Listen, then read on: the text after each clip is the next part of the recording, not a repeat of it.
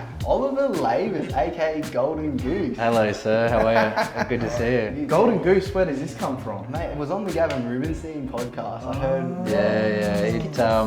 It was one of those things that I used to. So I was obviously worked with Gav for many years, and I was very good at connecting a buyer and a seller off market. Yeah. And obviously the market was a little bit different back then, so there was a lot of properties that hadn't sold. So it was all about connecting the right buyer to the right home. And it was just sort of understanding the buyer's requirements. So like there was multiple times where I was like, Gav, let's get this buyer through this property, and one buyer, one inspection, and boom. Mate, the Midas touch, Yeah, huh? so it was good, huh? Nice. But yeah, so the market's changed a little bit now, and now there's probably about 10 buyers per property. So Well, look, pleasure. Oh, thank you for being on here. Mate, wanted to kickstart it. I think it's what a lot of people would have on their mind. What's it like being on a TV show? man, it's good. It's good fun. It takes a little bit of time out of your day. It's I got to say, Amazon have been fantastic to work with. They were very, very. They understood that we're very time poor. So when we came, they would quickly mic us up, say, this is what you're doing, and they'd move through very, very quickly. They'd have a gap in our day being like, you got 4 hours, and they'd actually get us out right on point, because they know that we would have, line up other appointments after, say we finish at 4, we'd have an appointment at 4:45 and go into the evening. In terms of, helping the business, definitely good. In terms of people know your name, there's no more cold calling as such. People say, we saw you on the show, liked how you did this, hated this. Some people hate the TV show and don't want to deal with you. I lost one listing from a guy being like, we don't want all that press around our property. Yeah, well, that was just an excuse. But but it's a bit of fun, it's good to be part of, and seasons 2 coming out in the next couple of months. So yeah, it's good. Killer. It's funny because you always hear about real estate agents and they're always like, they think of themselves as an actual celebrity. We've got an actual celebrity. Oh, right, yeah. Mate, for sure. In terms of it, when you go into appointments, do you use it as a marketing tack now or not really? Oh, not really. A huge positive for us was that we do get contacted by a lot of buyers, and especially overseas buyers coming back into Sydney. They see that we are in touch with the high-end luxury properties. I see it as a plus if I was a vendor, that we do have, a big, healthy database of strong buyers at the moment trying to move back into the country that have found our agency just from the show Lux Listings. 100%. So yeah. 100%. Now, obviously we've just kick-started into 2022. Out of curiosity, my take is the market's still going to go this year. Where do you see the market going throughout 2022? I think we're going to kick off pretty strong. Yeah. I've already launched a few properties this week, so I started back at work in the first week of 10th of Jan. I know a lot of people coming back this week or next week, but I started back early because I think it's the best time. I know that property, there's not much property on the market. There hasn't been for a long period of time. So the properties that I have launched have probably got double the amount of inquiry. So I think we're going to start strong. Probably around April, I think we're probably going to taper off a little bit. Not in the east, I don't think we're going to go down. We're just probably going to plateau and not see the same sort of frenzy prices that we've seen out there. Cool. And I guess when you talk, we were chatting just before we clicked live, you were focusing a lot on expired listings before coming into this year. Are you, moving forward, I think there's going to be a lot more stock sitting on the market, so you're obviously going to be targeting that. What are your main lead sources at the moment? Is expireds being your biggest, or where is it? No, look, expireds was, it's just something I do at the start of the year. If you think about it, their agent hasn't been in touch with them while they've been in a holiday period. They probably had it signed up to the end of last year. I just think it's a good time to have, maybe change new energy into the new year. So I've had a lot of luck on the expired listings at the start of the year, but I wouldn't say it's my main focus. My main lead generation would be, I guess, it started with cold calling, now it's warm calling, and now those warm calls have turned into relationships. And now I've either sold one of their properties or their uncles or aunties. So for me, it's about relationships, and it's taken 10 years to be able to get to this level. How do you factor in your brand building with your prospecting? Because I know for a lot of agents, and even myself, sometimes you'll focus too much on trying to build a brand early on. Where do you, and it's something you've done quite well, I've noticed you've purchased a car, you're on Lux Listings.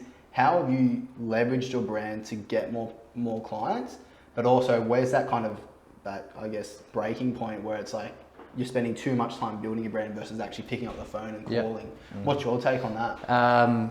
My take is do the work. The work will help you build your brand, but also understand your brand. When I first started with Gav, this guy was my hero. Do you know what I mean? Like, he was Gavin Rubenstein, still is my hero. We get on really well. But he went through this trap of, I have to do everything that Gavin does. Went to these appointments, and Gavin would go sit on his couch and fold his leg. So then I would sit on the couch and fold my leg. When I was in a listing presentation by myself. But then it's understanding that people aren't selling with a real estate agent, they're selling with a person. So where my career took off and my brand is that as soon as I realized that my brand was not Gavin Rubenstein's brand, still can be similar in terms of sharp, work hard, but for me it was about being that guy from Canberra, being just genuinely who I am as a person, but also just letting the vendor know that I'm going to be the hardest worker in the room that's going to get them the most amount of money. But again, you got to understand that people are going to be selling with the person, not the agent, if that makes sense. So as soon as I realized that I didn't need to be as Gav is, and he's a fantastic agent, but as soon as I realized I could just be myself, that's when my career took off. So in terms of branding, find what your brand is, and then you can market your own brand, but don't forget about the work, because the work is number one. 100%. Great advice. So with the work being number one, what's your schedule like now in terms of how you structure a prospecting, client management, going to appointments? How would you structure a day now versus when you were first starting out? Yeah, so I think your day changes. So when you first started out, the main thing is you're sitting on the phone and you're calling. Well, I was calling anyway.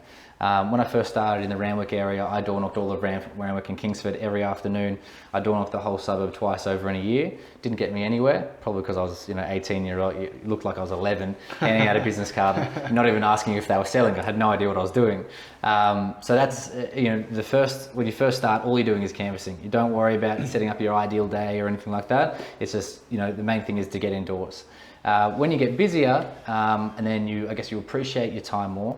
That's when you actually go, sit down and go, where is my energy the best? I know my energy is the best in the morning. So I actually go, okay, 8 till 12, no appointments. I'm just going to do, that's my prospecting time. That's my canvassing time. So I make sure I track it and do my 30 connects in that time.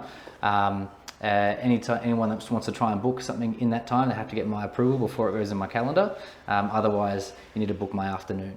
So then everything is booked in the afternoon. Try group your suburbs. So, if you have an appointment in Vaucluse, try get the next one in Vaucluse. If you have one in Rose Bay, you don't want to go back and forth. That's when I realised that's when you do get busier, you got to take your call lists in the car. Otherwise, all you're doing is travelling back and forth to the office. Yeah. What's your pre-game before going into the office at 8 a.m? Like, I know we've been for a run at 5 a.m. in the mornings. That's why I'm here. Tell me a bit about that, because that's something really important, which I think a lot of successful people follow. Can you tell me about your morning routine and how it sets your day up? Yeah, for sure. And that's why I'm here. I was actually impressed. You came and met, I came and met your running group at 5 a.m. They said be here at 5:03, which was the starting point. Next thing you know, there's 4 of them running up in the dark in Centennial Park, and probably didn't believe that I was going to turn up. And geez, they're quick. Wow. I thought I was fit, then running with this group. Wow. So for me, I've always been I forced myself to be an early riser. I think there has a lot to do with success in terms of getting up early and actually owning your morning. So for me, I'm up every morning at 4:40. It's when my alarm goes off. I'm in the gym by 5. I do weights, I do a HIIT class, or see someone like your running group and run with you guys at 5. But I'm training 6 days a week. I'm training 6 days a week because I'm working 6 days a week. Sunday is the only day that I'll sort of give myself off. But the fact is that I like to own my morning, and that's the part of my day which I cherish the most. So much so is I hate reading an email that isn't positive, or I don't read the news because it's so negative. I think it's important to start your day right. You've obviously, you've gone off on your own, but you've instantly gone into some pretty big success, right? Like, you haven't just gone out and done 400 grand. You've gone out, you've done $1 million. Next year you've done 2.25. Like, you've done some big numbers. What separates you from the next person? How come you're doing that and not somebody else? It's got to be understanding the business. not having a fallback position of having, when I was working with Gav, I had a small salary. Now you're out on your own, you've got to pay for your team members. Now I've got 3 team members that I'm paying for. You've got to do a certain amount of sales before you actually get ahead. So you're calculating that mind every day. I have a few mentors that tell me that debt will get you out of bed, because you're not sleeping anyway, right? 100%. So I think it's actually, knowing what you need to do. But for me, it's understanding who I am as a person, who I am as an agent, and that I don't need to be anybody else but myself to be doing the numbers that I want to be doing. Yep. And I can tell you now, I'm not doing the numbers that I want to be doing, because it's otherwise, you've always got to have that why and that push to get there. Otherwise, you're not going to get up in the morning. Happy but never satisfied. Never satisfied. Yeah. And it's funny, I was sitting down with my EA the other day, and she goes, what's going to make you happy? And I was like, it's a good question. So, but again, we're all working hard to understand that work-life balance. So obviously you're still going to be aiming for more than where we were last year. How do you get to that point? What are you doing to shift and adjust to get to a bigger level? Yep. Systems. Yep. 100% systems. So, I've sat down with my team. We've got a checklist. So as soon as a property is listed, this is what we do. Tick, tick, tick, tick, tick, tick, tick. As soon as a property is sold, this is what we do. Tick, tick, tick. As soon as a competitor has listed a property, this is what we do. As soon as they've sold a property, this is what we do. So you need to be understanding what your role is, what you're going to do, and no matter how busy you get, it's got to be done. Otherwise, you're going to be leaving the office at 10 o'clock at night. Otherwise, there was I've been told a story the other day about a cafe, right? So they walk up to the cafe and they go order coffees, and then the barista says, I'm sorry guys, I forgot to order the beans. They go away and they go, oh shit, how stupid is that guy, didn't even order the beans. That's the same as our prospecting. If we don't prospect, our next 3 months is going to be pointless. 100%. So it's keeping the same thing as what you're doing, but then obviously implementing that as well. Don't forget about the prospecting. Yeah. For sure. And what are you doing to prospect now? Are you still doing the same prospecting, or has your prospecting changed? It's changed a little bit in terms of now I've got a team, so they can more or less do the cold prospecting. As soon as it gets a little bit warmer, then they throw it on to me, and then I continue the warm prospecting. When I first started, it was all 100% cold. But again, now it's people that are probably going to be selling in the next, say, 3 months is where I'm going to be focusing on. And then the team can, nurture their group as well. So what does 2022 look like for Ollie now? Like, we were talking just before off camera about some of the goals you have set. A lot of agents get very trapped in having one identity, which is being a real estate agent. Yep. What do you do outside of work, and what are some of the goals you've got which makes Ollie Lavers Ollie Lavers? In terms of non-work activities, is that right? I love to holiday. Really? Yep. So, and it's hard for us to take time off. You promise your vendors that you're going to be there every inspection. But I've just been, Jared Rubenstein's just contacted me and said, you know what, I want to do this 96-kilometer hike. The Kokoda Trail, which is normally done over 12 days. He wants to do it in 4 days. 4 days. Yeah, and this guy's 96 Ks? 96 Ks, but this is like this, over mountains and stuff, So I'm going to try to do that, and it's going to be for charity as well. I'm going to fly to Papua New Guinea. So it's going to be pretty incredible. So I'm going to be training for that. I would also like to go to Europe in terms of day-to-day activities, gym, beach, hanging with friends, beers. But the thing is, TV show. But the thing is, and this is where I struggle, and this is why you actually got to book your time off, because otherwise all other parts of your world is going to collapse in terms of relationships with friends and partners. Is you actually need to book your dates in, you need to book your holidays in, you need to book your dinners in, otherwise they won't happen. No. Because we'll always put work first. But if you actually go, okay, I booked a flight, we're going away to Japan in April, you do everything you can to make it happen, and you actually organise your schedule with that holiday in it. You can either say, you know what, Mr. Vendor, I won't be here this weekend, or we can start when I get back here. And they will still go with you, but they will plan around that weekend. So are you doing that quarterly? Quarterly, yeah. Quarterly. Yeah, Cool. yeah. A week? Again, I need to work to that. Right now I'm doing sort of a Monday to Friday, so I'll still be there on the Saturdays. But I would like to do a week. The middle of the year will probably be about 4 weeks. Yeah, wow. 3 weeks I want to go to Europe if obviously everything is open. And then November I like to go to Palm Beach for just my birthday. Okay, cool. And does that total like over a month? So you're doing like a month and a half, 2 months of holidays a year, including end of year? Yeah, so that would be a total of Yeah, possibly about. Haven't done it yet, but it'll be 7 weeks. Yeah, cool. Yeah. That's I mean, because we give it everything. You know, what I mean, we're up at 4:40 in the morning, and working till whenever the exchange is due. I feel like that makes it worth it though. Like if you're thinking about it, that's what people dream of. They dream to take a couple of months off. Yep. And then if you're doing those big hours and you're working, it's 8 o'clock at night, you still got another appointment. You're thinking in the back of your head, well, I'm taking 2 months off this year. Yeah. Like, I'm going to Europe. I'm I'm going to yeah, Europe. I'm earning it. I'm earning it right I'm now. doing okay. Earning it right now. Yeah, Cool. it's just the girlfriend at home going, when you're coming home. But that's why you need to be like, look, do you want to go to Europe this year? Europe or home at 5 p.m. Which one? Which one do you want? 100%. Now, in terms of your own mindset, obviously doing these sorts of numbers and this many deals, you have to be very switched on and your mindset has to be all aligned. Do you read books? Are you writing your goals every day? What do you do in terms of, like, I know you're very well into your fitness, but in terms of a mental space, what are you doing to keep on track? So I'm lucky that my first real estate job in Randwick, there was a business coach called James Short. And he is the first person that sort of taught me how to, create my year. So every year I have a 12-month planner that I sit down and write it all out in January. There's probably 90 boxes that you have to fill out. I sit there for about 2 hours. If I give this to anyone, you will struggle with what to put onto this page, because you have, you've got your business, you've got your holiday, you've got your social life, you've got your finances, you've got your investments, you've got your self-development. Like, there's everything that is put into this spreadsheet. And if you can fill out every single box, it's amazing actually what goes there. So I actually, after filling it out, normally sit somewhere nice to the beach or something, I type it up and laminate it and actually put it on my bedroom wall. Cool. I can't say I look at it every day. I'm a pretty focused person, but if you're ever feeling, like, shit, what am I doing this for? Having a down moment, or you've lost a couple of listings, I look at that. But I also am heavily into podcasts. That's where I came across this podcast. I listen to a lot of podcasts, and I like to, learn how to get better myself.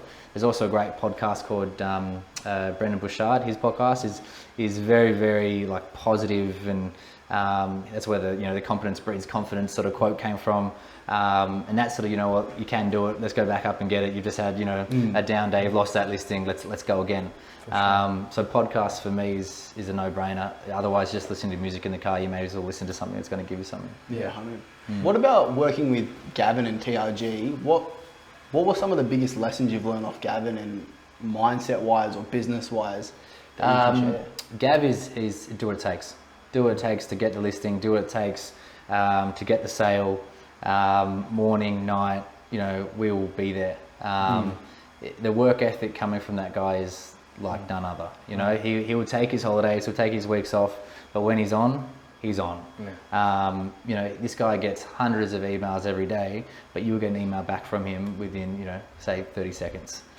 He gets angry if I'm CC'd an email and I get back to him faster.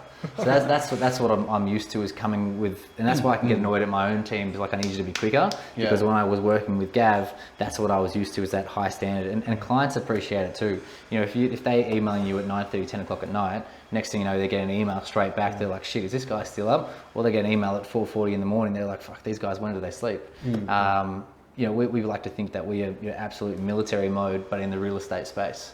So he's taught me probably more about the work ethic than anything. Yeah. I agree. Like, I agree on your point where you said, I'd learned all this from Gav, like, I'm on the ball because of it. I think I had a great mentor when I was coming up the ranks. And I think it's so true. Who you're under, it's very, very important, because if you're not under someone that's doing those sorts of numbers, you don't learn that skill set and that mindset to keep going when you're out off in your own. You got to learn the right habits. 100%. Now, for any of the younger people listening to this that don't necessarily have someone that's at Hungry, or they might be with one of the directors that are a little bit older, that have made their money and they're taking a step back. What's your suggestion to those people? Get a mentor who is. So either look out of the area, because it's hard to find someone that's going to mentor you probably in your own area and give you free advice. You know what I mean? I'd probably say look out of the area to someone that you respect, and call them and say, hey, I understand you're busy, but would you mind if I bought you a coffee? And to be honest, I get calls every now and then, but I'll probably say call my EA or call this person, because if they're just going to call me once, I want them to chase me like a vendor. If they want it, they're going to chase me like a vendor to be able to sit down with them. But yeah, I'd say go get a mentor that's out of your area, that's doing the numbers that you want to be doing, or a older agent that is taking a step back, but was a big agent in his prime. For sure. Now, obviously you've got some great mentors in the office that you're in. There's some guys doing some pretty special things too. Do you have any other do you still do coaching outside of that as well? Yeah, for sure. So again, very lucky. My first job in real estate was in Randwick for a company called Mint 360 Property, owned by Arthur Purtis. Arthur's a great mentor of mine. I see him probably every Saturday with a breakfast. He keeps me grounded and chops my legs off if I get an ego. So, you know, he's a sort of like, you know, put your feet in the sand and feel the earth and the energy, because he did fall into the trap of the whole, you know, money's your only thing, but now we sort of pulled back a little bit. So there's him, and then I've got Dave Gray, who owns Elders Port Macquarie, and as well as another 10 Elders offices up that way. A great mentor of mine as well. Even though he's got over 200 staff, he's still calling me on a Friday, checking in to seeing how I'm doing, how my numbers are, what's my headspace like, how's my team. So this guy, even though I haven't worked with him for 10 years, still calls me on a Friday to be like, awesome. How you going? Like, you don't find people like this. Like, he's got a heart of gold. And there's also the business coach from the start, James Short. He's done like the ultra marathons and things like that. He now moved to Byron. But I used to have breakfast with him every Saturday as well, and we just, after that, we were just mates. And he would coach me about running my team, and I've got to say I'm very lucky with the people I've surrounded myself with, and I owe a lot to them. 100%. It seems like you have a lot of people keeping you accountable. It's funny because a lot of people don't have one coach. Or one mentor. You've got multiples. So, the one thing they teach you is that no one else is to blame but yourself. Right? So if you're not doing the numbers that you're doing, no one is to blame but yourself. So it's not like, oh, I haven't been taught that. Well, teach yourself that. Jump on YouTube, get some scripts and dialogues, make more calls, get in the doors. If one of my team goes say, oh shit, I haven't done this, well who's there to blame? And they will know not to say anything, because I always say, well, look, you're in charge of your own success. Oh, it's 6 o'clock, can I go home now? You're in charge of your own success. Do you want to go home now, or can you make another 10 calls? It's up to you, really. I know I'm staying here, but up to you. So, wow. Do they go home? Depends if they've got a date or not. You've got to let them have a life as well, right? Like, you can't be like, otherwise, No, look, I've got a good team. We're still trying to learn each other and understand sort of the high expectations. But you can't be too hard on them at the same time. Do you reckon with a team like that you can train high performance, or is high performance you're either high performing and you want it, or can it be trained? So you just said it. If you can't train it, if they don't want it. If they want it, you can train it. Yeah, because everyone has their own little bit of gold, right? So I've got Sebastian on my team, who's incredible on the phone. He's so lovable. He'll walk down to the cafe and be like, hello to this little old lady. Next thing you know, he's in their house, listening. Do you know what I mean? Like, who does that? Where I'm sitting on the cafe on my phone, like trying to catch up. Where you've got another person on my team, Braden, who's he's a little bit, in the quieter type, but him on the phone, he really just comes out on the phone. So everyone has their own skill set. You got to understand it and then harness it. For sure. Yeah. Okay, cool. And I guess what would be some big takeaways for the younger agents coming up? Like they're about to, like I've got an assistant that's just stepping out on his own. What would be your advice to these new agents? Organize your day, back yourself. It's going to be tough at the start, but just don't stop. Don't give yourself a plan B. As soon as you give yourself a plan B that's out of real estate, you're going to fail. If you said, if real estate's not going to work, I'm going to get into, fixing ovens, it's not going to work for you. Do you know what I mean? Because there's a plan B for you, right? Yeah. So stuff's your mindset. You've got to go, for me, I didn't do that well in school. I said, look, I've got nothing else. I'm just going to stick to real estate and I'll push hard. Plus I really enjoy it. It's like I don't work. I love coming to work, which I'm lucky about. But you just got to, just back yourself and go hard. That's all I'd say. Now, with the eastern suburbs, like obviously it's the most super competitive real estate environment in Australia. How do you go up against all these big agents that have been around for decades and still come out on top? Yeah. Are you doing something different? Yeah, so the suits. Suits, dressing looking good. Well, the suits just make you feel confident. You know what I mean? So you got to go in there with confidence. So dress whatever's going to make you feel 100%. It's the same, we mentioned the car before. That gives me energy, make me feel good, stepping in and out of it. I wouldn't feel good stepping in and out of a Toyota Camry. But there's some agents and big agents in our area that do step out of a Toyota Camry that don't need that. Doesn't give them what it gives me. it's 100% relationships. You know, like you're going in blind. I've got to say, you know, Gav going in blind, he's got an incredible pitch. For me, just say I was called, before I actually go through that door and do the proposal, I'll probably contact them, say 8-9 times before I get in there. So just say, you know, you book it, it's Monday, there's a book of time for Friday. I would actually contact them multiple times before I get there, so they know who I am before I get there. Yeah, that's real. So dropping something, did you get it? Send them a text, send them an email. Looking forward. Thought you'd be interested in this sale. Cool. I know we're seeing you on Friday, but you know, did you see this? I thought you'd be interested about this. Can't wait to see you. That's so you actually get in there, and you can start having a laugh with them, because if you're going in blind, it's like you're going in on a date. They're probably nervous. A lot of people aren't very good at meeting a new person, but for me, in being in touch with them 9 times before I get in there, they're going to be like, oh, I know Ollie. He's I feel comfortable around him. Within the space of a week, you've already built rapport. That's really good. Like, that's huge. I know for me, an average touch point is probably 3-4 times max before you're in that sign up. Face to face. Doing numbers like that, I reckon would be heaps beneficial. Mine's got 1. So I've probably got a great listing presentation. I should work on it. I'm gonna have to work on my follow-up first. Damn. Yeah, well, I'll implement that. That's an awesome one. No, that's good. For sure. Yeah. I guess for myself as well, this is a selfish question for me. Like, we're doing some decent numbers now. How do you look forward and still go for more when you've already achieved success? Interesting one. So, and I'll get deep on this if that's all right. Yeah, for sure. So, when you have those goals, and the first goal was hitting $1 million and got $1,045,000, this next one was hit $2 million, got $2 million and $250. The next one was all right, $3 million. But the thing is, in July, you start at 0. So you're going so hard, you're hitting these big numbers, you're like, yeah, it's great. Next thing you know, everyone starts at 0. Yeah. And then you go, well, you know, working from 1 million to 2 million, did I create, was I any happier in the money that I earned? But that's when I realized I was focusing on the wrong thing. I was focusing on the income rather than focusing on what I do, right? So if you go, you know what, I enjoy my craft, I'm just going to focus on hitting the GCI, but not the money side of it. And this is where I've fallen into a trap, because the money was the first thing that sort of got me here, right? Yeah. But now I'm just focusing on, I actually really enjoy this gig. I'm going to try to get my numbers all the way there, but it's not the monetary side that I'm focusing on anymore. It's actually just hitting that goal. And the money is a bonus along the way. The competitive spirit behind it. It's competitive, yeah. So as soon as I understood that, and don't get me wrong, in July when I hit 0 again, I got a little bit lost. You know, like, it was hard to get out of bed at 4:40. It was 4:50. No, it was probably, you know, head to the gym a little bit later. But like, I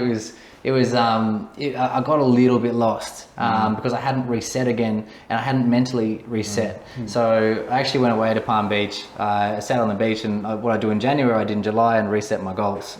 And it's funny when you reset your goals and you're not focusing just on the monetary aspect and you focus on your life.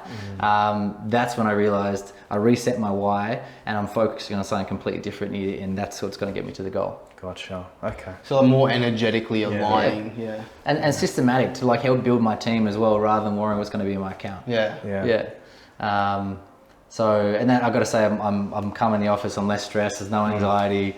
Like, I'm focusing purely on the systems, and I'm just feeling more energized. Fuck yeah, that's awesome, good, man. Yeah. Fucking fire up. Yeah. 100%. You come into the appointments too, especially when you're calmer as well. Like, you come into those appointments, and when you're in that calmer mindset, you're way more present. Yeah, what Tom Panos used to say is, you know, they come across with commission breath. Yeah. You know what I mean? Like, now just come in and just have a chat with them. Yeah. And like, oh shit, we'll talk about your property again. You know, No, that's good. And people want to do business with their friends too. So if you're coming across sleazy, they don't want to do it. No. Yeah, you've got to understand who your clientele are too. You know, like, I've got very different clientele to Gav, to Kai. You know, like, we all attract different people. Yeah, for sure. Mate, last bits? I reckon that sums it up. Any last questions? Cool. No, perfect. My friend, thank you so much. I appreciate it. Where do you get the suits from? This is actually a Brent Wilson.